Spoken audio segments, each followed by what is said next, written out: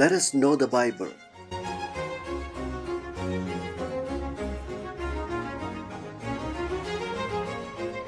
By Father Claudio Doglio.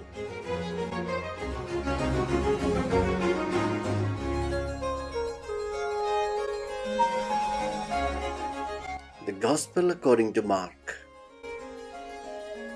The miracles.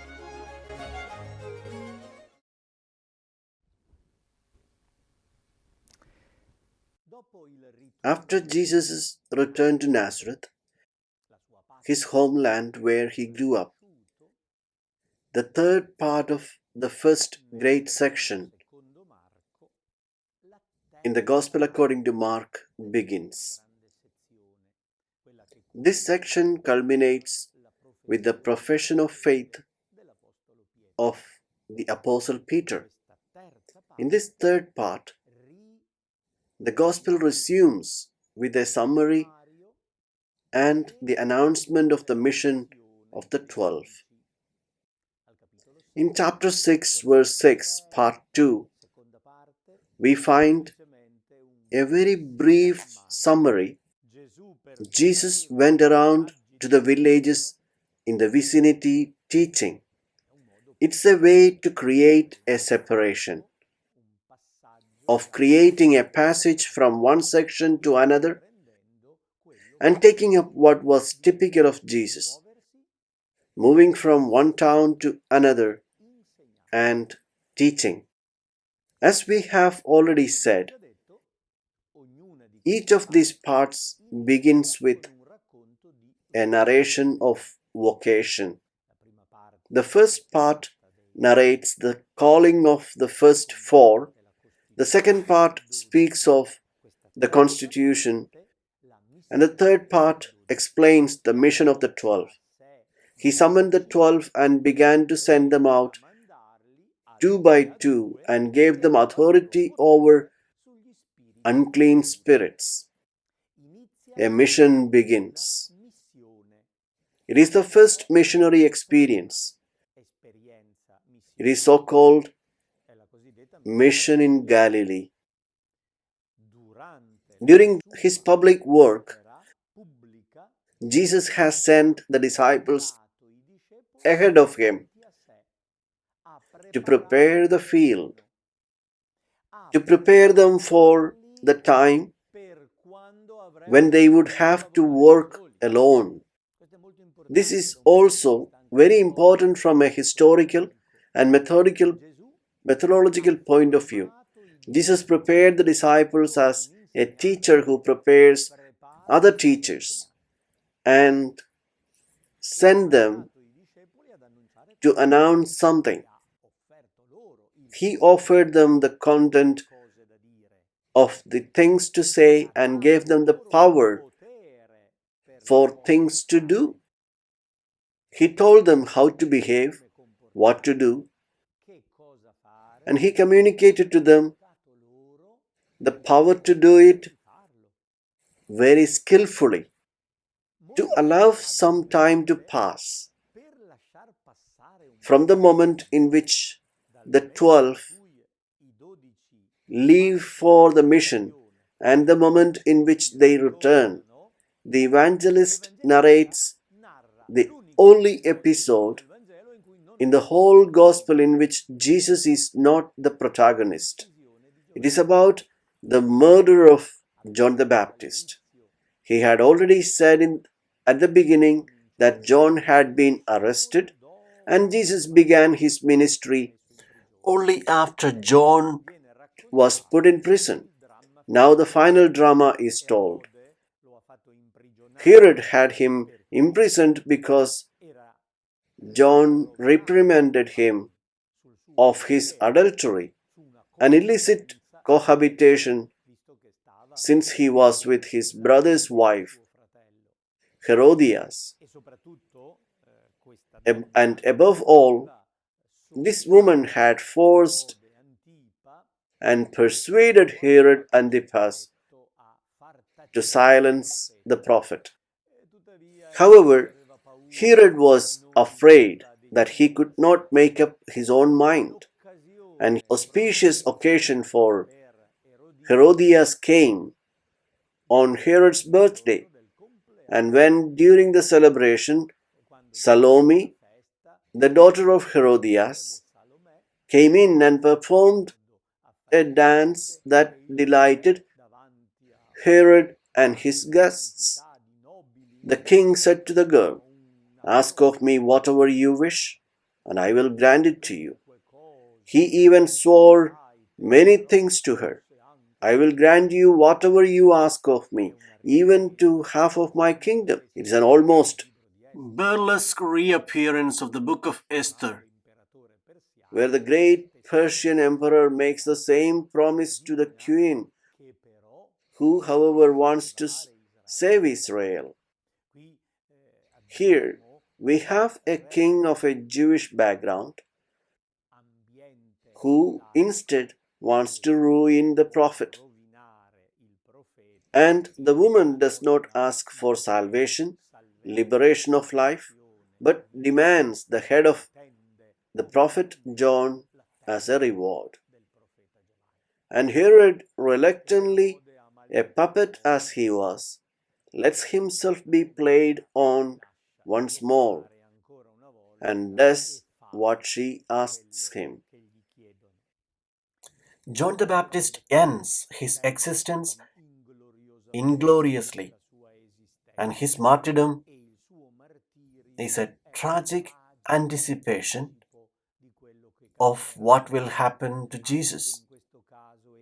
Also, in this case, he is the forerunner, precedes Jesus at birth, of the mission, and also in death.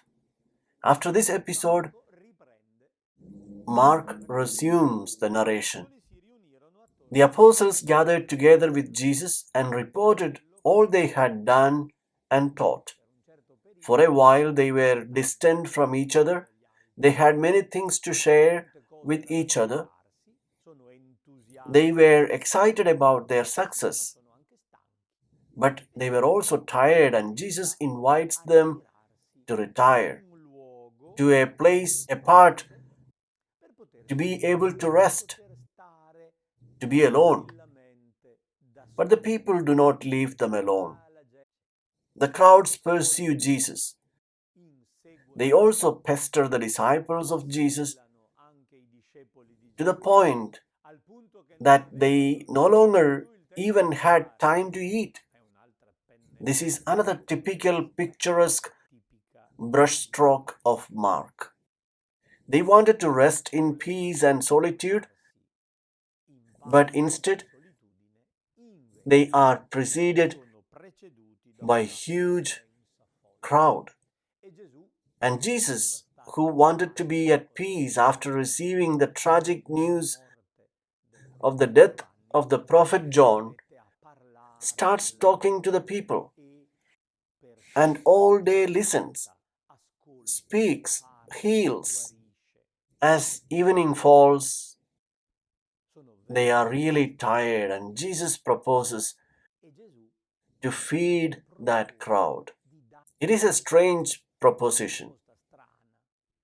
The disciples would like to send them out to go and buy something to eat.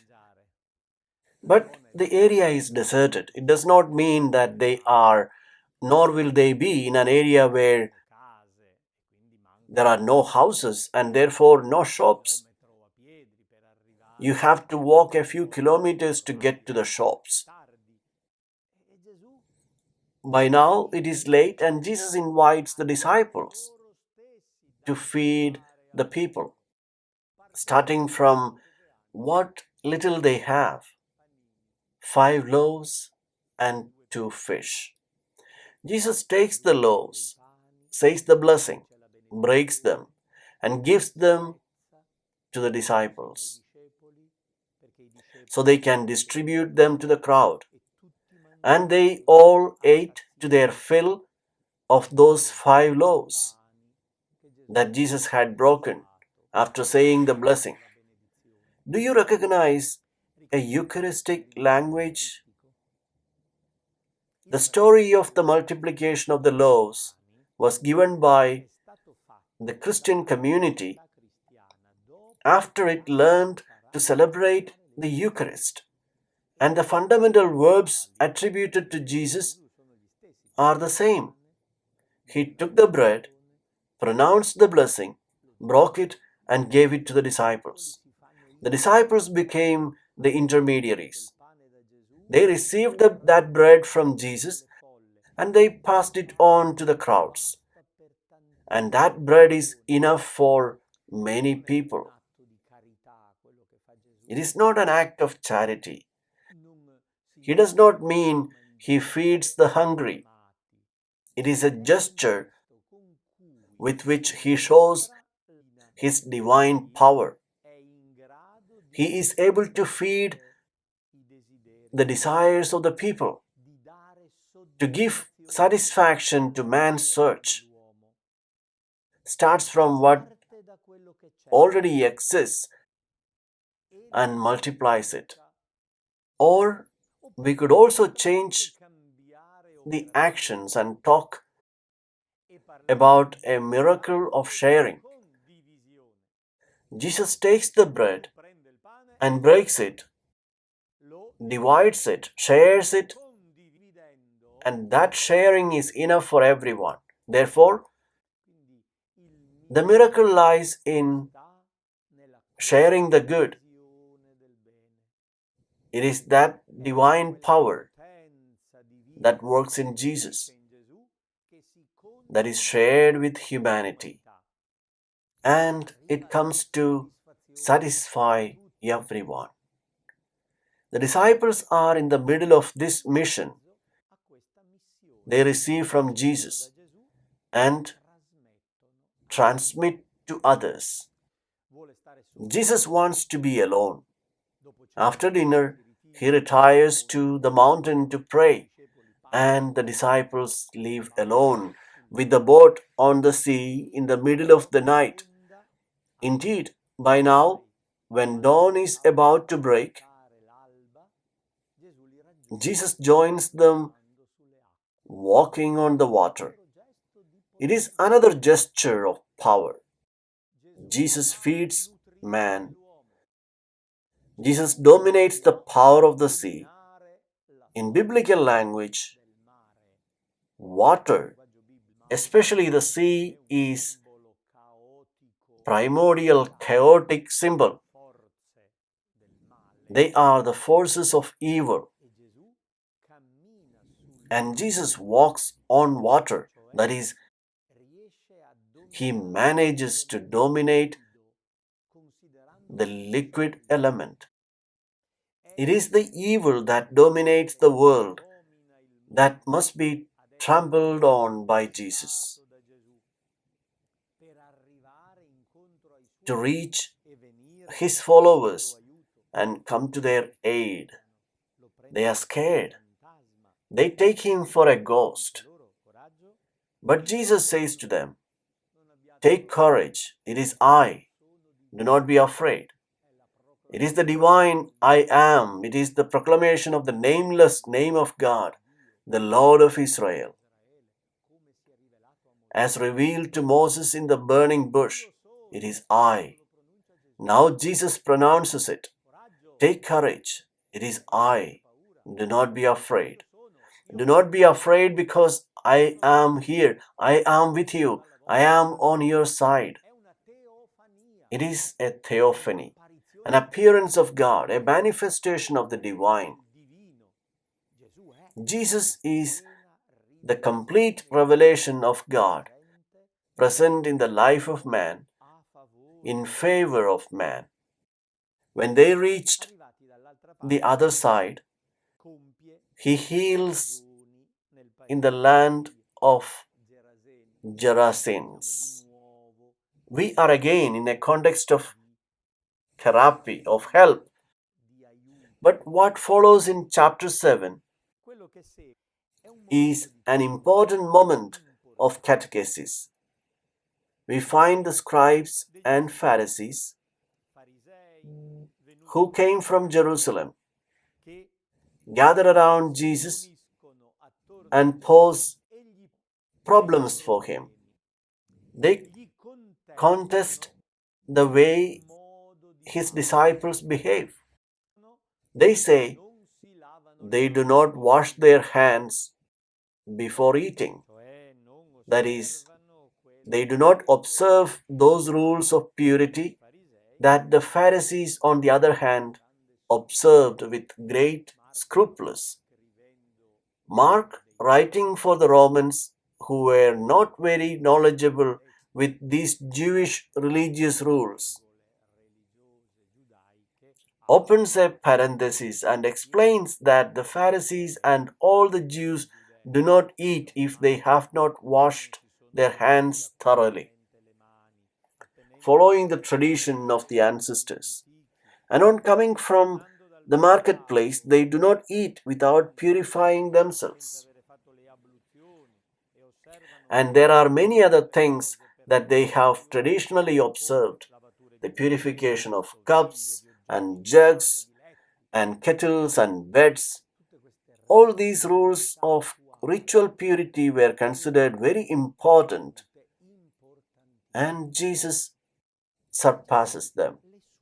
He goes beyond those Jewish religious traditions, contesting a cult made up of doctrines that are human inventions.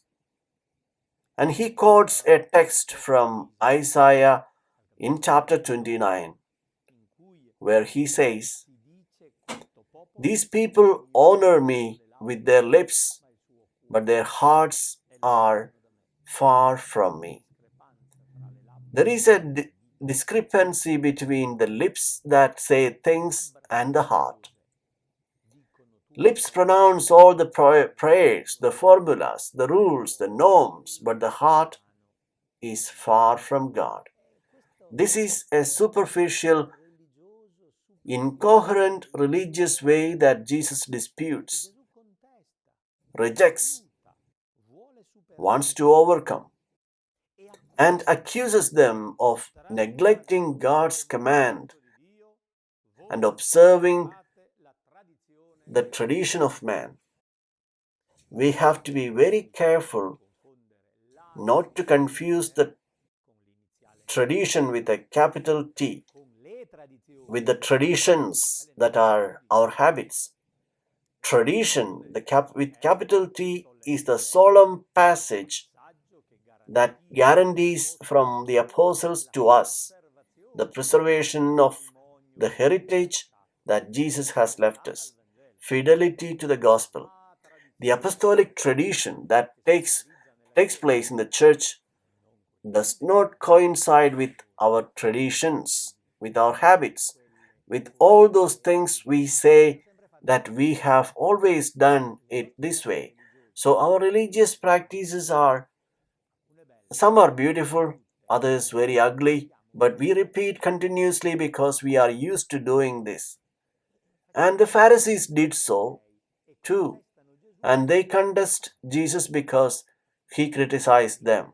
And Jesus also criticizes us, saying, "You respect your traditions, you keep doing these things because you are used to them, because you like them, and you call them religious, but you do not observe God's commandment. You do what you want, not what God wants. You delude yourself that you are religious because you do your thing, repeat your habits, but you look for yourself. You look for your taste. You look for your memories and the things you like, that you are used to. They give you gratifications which make you feel right." Jesus' criticism of the Pharisees remain valid for all religious people who risk of becoming fixated on their habits and losing sight of God's commandment. Jesus, in this case, is revolutionary and reforms the religious scheme.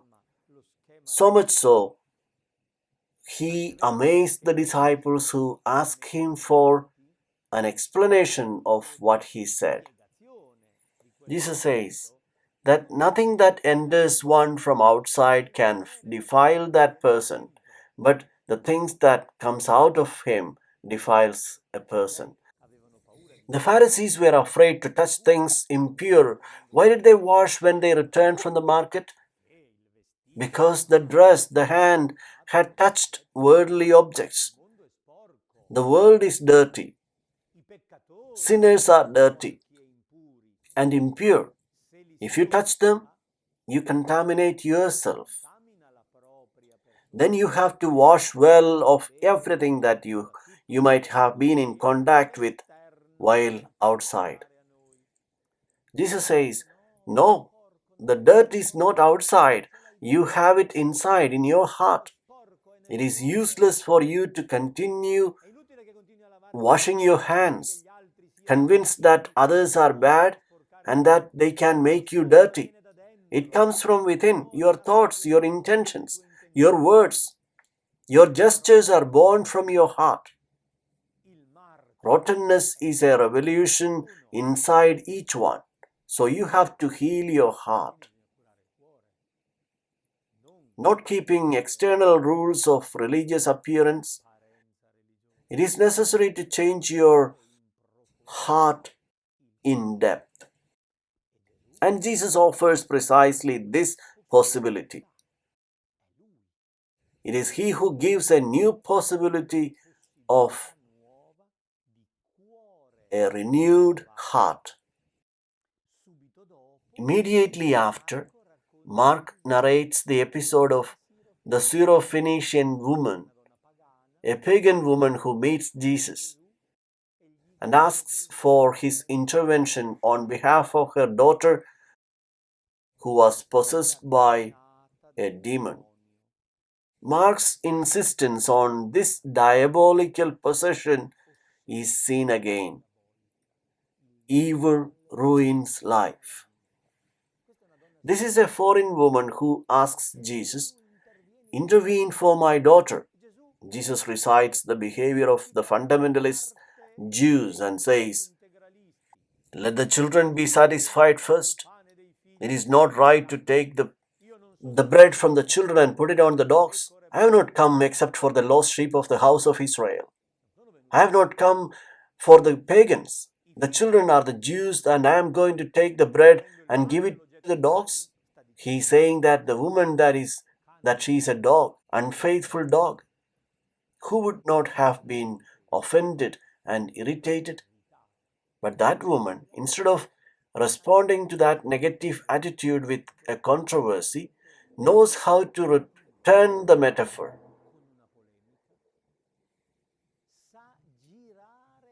Okay, I am a dog. But in the family, dogs also eat. Crumbs and leftovers are given to them, to the dogs. She agrees to be considered a dog and notes that they too are fed. And faced with this attitude, Jesus reacts with his style. He says, very well, your faith is really great. What you believe has been done according to your wishes. That woman comes home and finds her daughter healed. The faith that this mother has freed her daughter from the power of evil. It is the release even of a derogatory reaction. That woman, meeting Jesus, let her heart be healed. Her heart is transformed. Immediately after, Mark narrates the healing of a deaf and mute person. It is an exclusive episode of the second evangelist, and it is a particularly important episode. So much so that it has influenced the rite of baptism in the community of Rome, because Mark wrote precisely for those preparing for baptism in the community of Rome. And the healing of the deaf mute is a figure that announces the salvific intervention in baptism.